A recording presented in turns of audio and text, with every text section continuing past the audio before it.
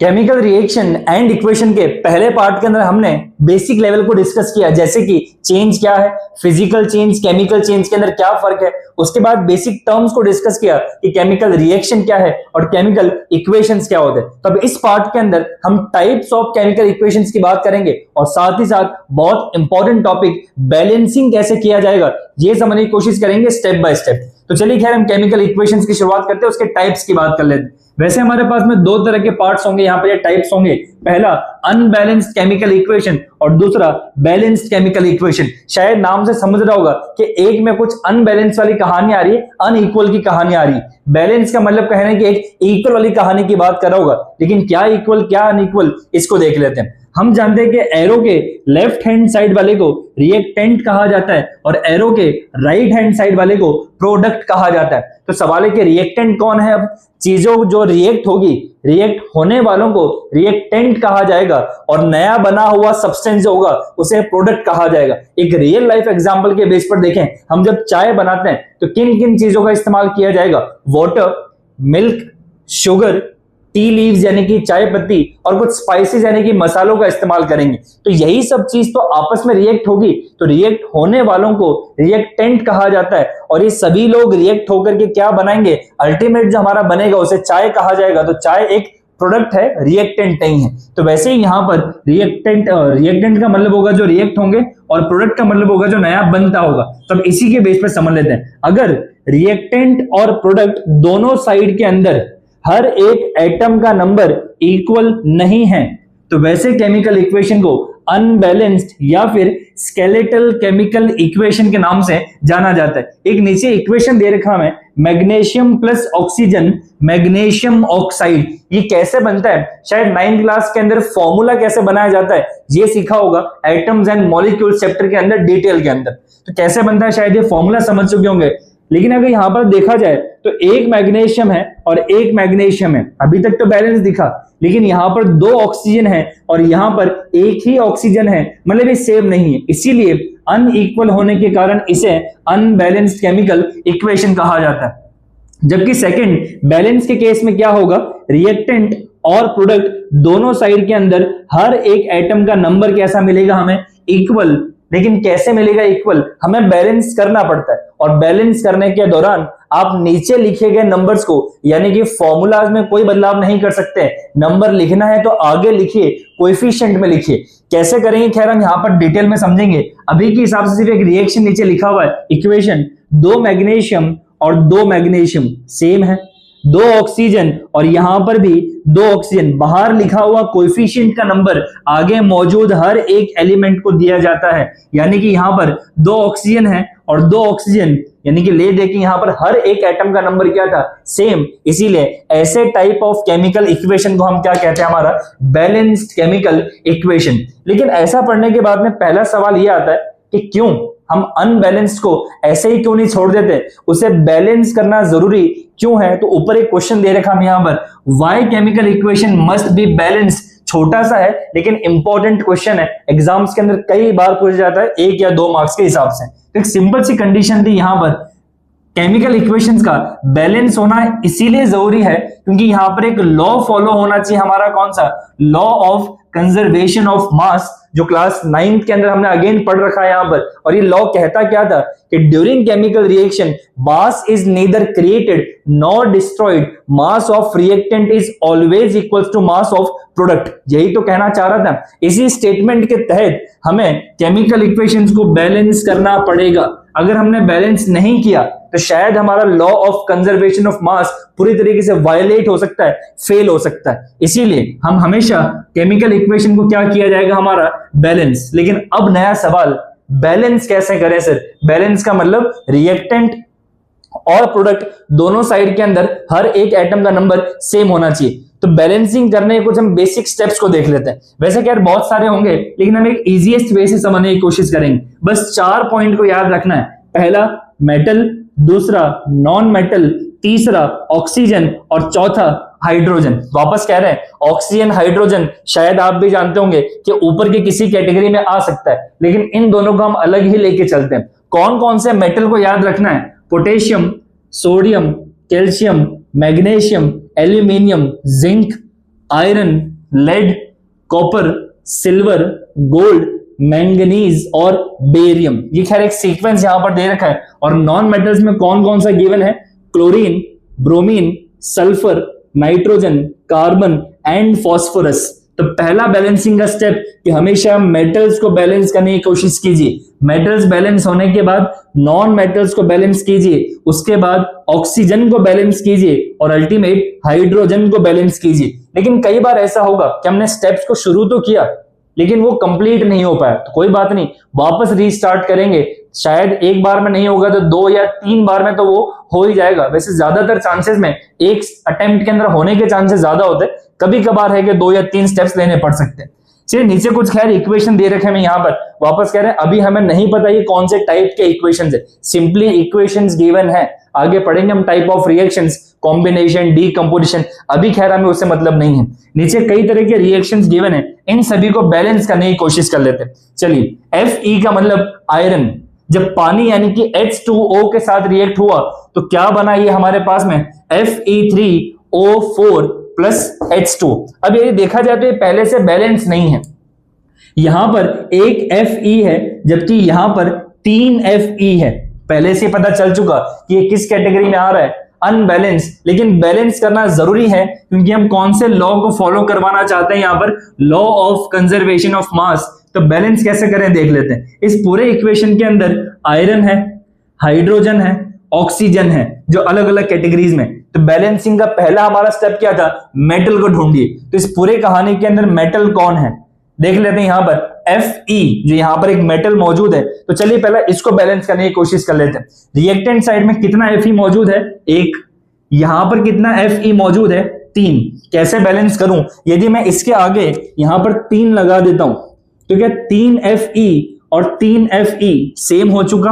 पहला स्टेप तो कंप्लीट, हमने मेटल को तो बैलेंस कर लिया। दूसरा चेक कर लो क्या और कोई मेटल है? अभी तक तो कोई नहीं है। दूसरा केस, नॉन मेटल कोई मौजूद है? नहीं है। वापस कह रहे हैं ऑक्सीजन और हाइड्रोजन को अभी हम इन दोनों कैटेगरीज में काउंट नहीं करते, अलग से लेके चलते हैं। हमने जो मेंशन किया उनमें से कोई नॉन मेटल है? नहीं है, मतलब ये तो मौजूद ही नहीं है। तीसरा, ऑक्सीजन को बैलेंस करने की कोशिश कर लेते हैं। काउंट करो यहां पर कितना है? 1 ऑक्सीजन, जबकि प्रोडक्ट साइड के अंदर 4 ऑक्सीजन, वहां पर 4, यहां पर 1। यदि इसके आगे 4 लगा दिया जाए तो क्या 4 ऑक्सीजन एंड 4 ऑक्सीजन बैलेंस हो सकता है? हो सकता है। रीचेक कर लेते हैं। चलिए 3 Fe, 3 Fe, 4 ऑक्सीजन, 4 ऑक्सीजन। अब आखिरी कहानी कौन है? हाइड्रोजन। यहां पर 8 हाइड्रोजन है जबकि 2 हाइड्रोजन। यदि इसके आगे 4 लगा दें तो क्या सारी कहानी बैलेंस फॉर्म में हो चुकी है?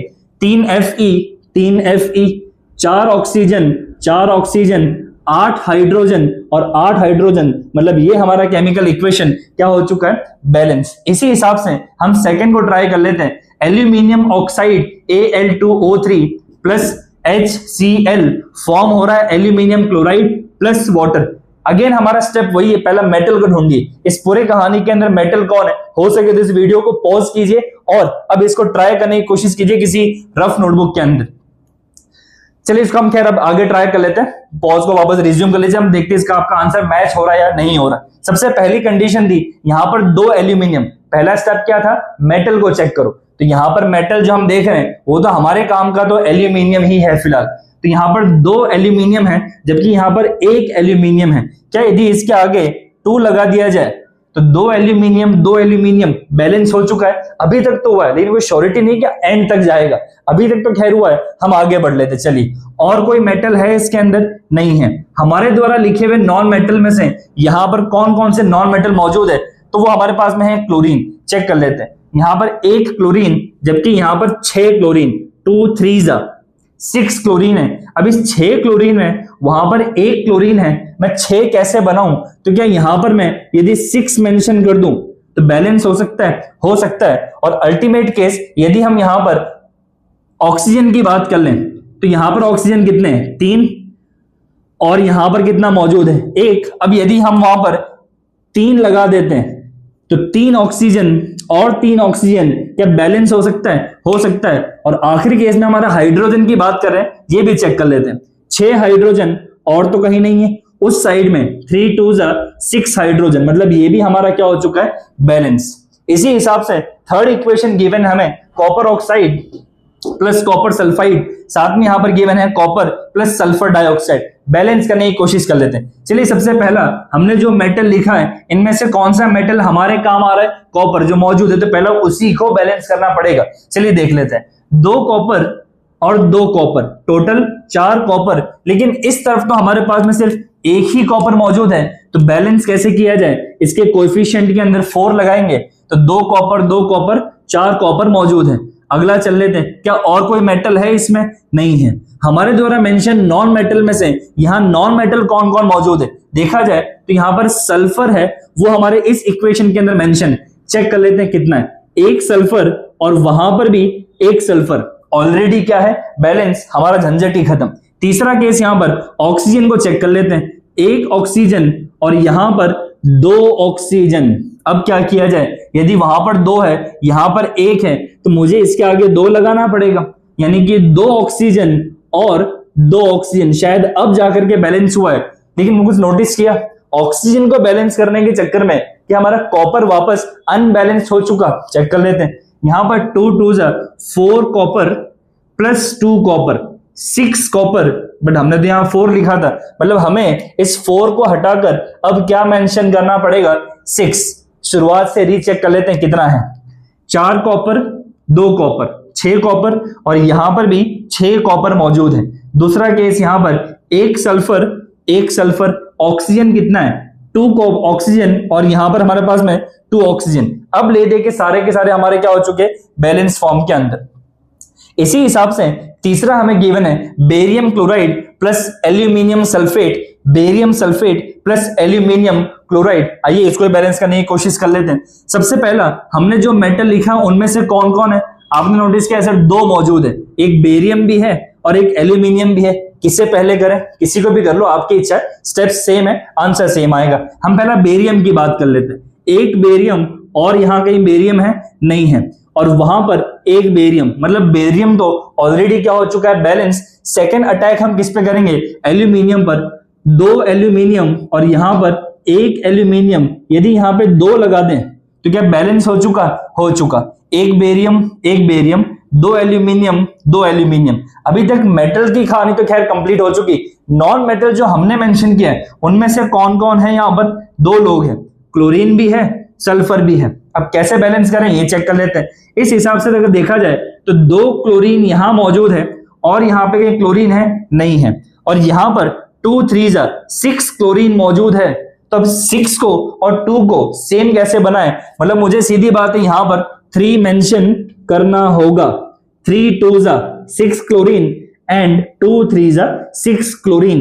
लेकिन एक बात और, यहां पर इस क्लोरीन को बैलेंस करने के चक्कर में जो एक बेरियम था, अब यहां पर 3 बेरियम है और यहां पर 1 बेरियम, तो क्या यहां पे 3 लगाने से अब ये बैलेंस हो चुका। शुरुआत से रीचेक करेंगे, 3 barium 3 barium, 2 aluminium 2 aluminium, 6 chlorine और यहां पर भी 6 क्लोरीन। अगली हमारी कहानी क्या, और कोई नॉन मेटल है, सल्फर भी मौजूद है जो यहां पर मौजूद है। देख लेते हैं कैसे, यहां पर SO4 के ब्रैकेट के बाहर 3 है, जो नीचे का 3 है वो ब्रैकेट के अंदर मौजूद हर एलिमेंट को दिया जाता है मल्टीप्लाइड फॉर्म के अंदर, यानी कि यहां पर 3 सल्फर है और यहां पर 3 सल्फर है, ऑलरेडी बैलेंस्ड है। ऑक्सीजन चेक कर लो, 3 × 4 12 ऑक्सीजन और कहीं ऑक्सीजन वहां पर तो ही, मतलब इस साइड में 12 ऑक्सीजन है, यहां पर भी चेक कर लेते हैं, 3 × 4 12 ऑक्सीजन, मतलब ले दे के हमारा रिएक्टेंट और प्रोडक्ट दोनों साइड के अंदर एटम्स के नंबर्स बराबर हो चुके हैं। पांचवा इक्वेशन आपके लिए मैं खैर छोड़ रहा हूं, यहां पर कमेंट सेक्शन के अंदर इस पूरे इक्वेशन को बैलेंस करके दिखाइए कि यहां पर रिएक्टेंट और प्रोडक्ट के अंदर कहां पर क्या नंबर लगेगा। अगर आप चाहते हो मैं यहां पर एक काम कर लेता हूं, हिंट के बेस पर A B C और D 4 मैंने यहां पर कुछ वेरिएबल्स लिखे, तो मुझे कमेंट सेक्शन के अंदर बताइए कि A B C D के जगह पर क्या वैल्यूज आएगी, ताकि पूरा केमिकल इक्वेशन क्या हो जाए, बैलेंस फॉर्म के अंदर। तो उम्मीद है कि शायद अनबैलेंस और बैलेंस केमिकल इक्वेशन के अंदर क्या फर्क है, बैलेंसिंग कैसे करें, एक बेसिक सा स्टेप था। हम चाहते तो इसके अलावा एक कॉलम मेथड है उसको भी फॉलो कर सकते हैं, लेकिन हो सके तो ज्यादा आसान हो सकता है अगर आप इस छोटे से 4 स्टेप को याद रख लो यहाँ पर। तो नेक्स्ट टाइम जब भी अगर आपको बैलेंसिंग दिखे तो इस मेथड के हिसाब से बैलेंस करने की कोशिश जरूर कीजिएगा। और इस चैप्टर के थर्ड पार्ट के अंदर हम मिलेंगे यहाँ पर टाइप्स ऑफ केमिकल इक्वेशंस लेकर, जिसमें हम 2 3 लेकर के चलेंगे। Combination, decomposition, displacement, double displacement, सारे के सारे टाइप्स ऑफ केमिकल रिएक्शंस को। तब तक के लिए इस वीडियो पर लाइक, शेयर, कमेंट कीजिए और चैनल को सब्सक्राइब कीजिए ताकि अगले पार्ट्स जल्द से आप तक पहुंचा सकें। Thank you.